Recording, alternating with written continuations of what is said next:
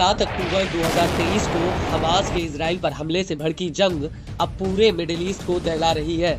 Israel ने America के दबाव में हिजबुल्लाह के साथ तो युद्ध विराम कर लिया, लेकिन तेल अवीव से करीब 2000 किलोमीटर की दूरी पर बैठा हूती अभी भी इजराइल के लिए बहुत बड़ा खतरा बना हुआ है।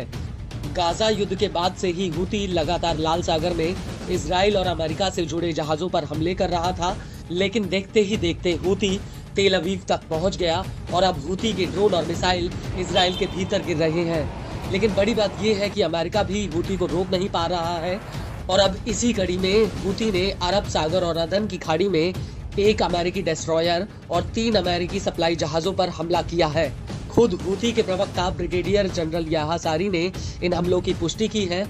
सारी का कहना है कि हूती के लड़ाकों ने अमेरिकी सेना के स्टेना इम्पैकेबल, मर्स साराटोआ, लिबर्टी ग्रेस और एक अमेरिकी डिस्ट्रॉयर पर मिसाइल और ड्रोन अटैक किया है।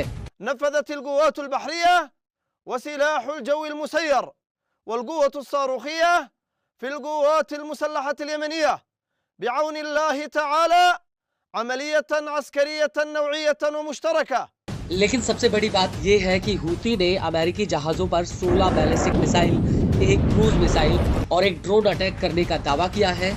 मिसाइलों की संख्या के लिहाज से ये हमला अपने आप में काफी बड़ा है, लेकिन इस सब के बीच अमेरिका और इजराइल के लिए सबसे बड़ी चिंता की बात यह है कि हूती पिछले 1.5 साल में मिडिल ईस्ट में 100 से ज्यादा हमले कर चुका है।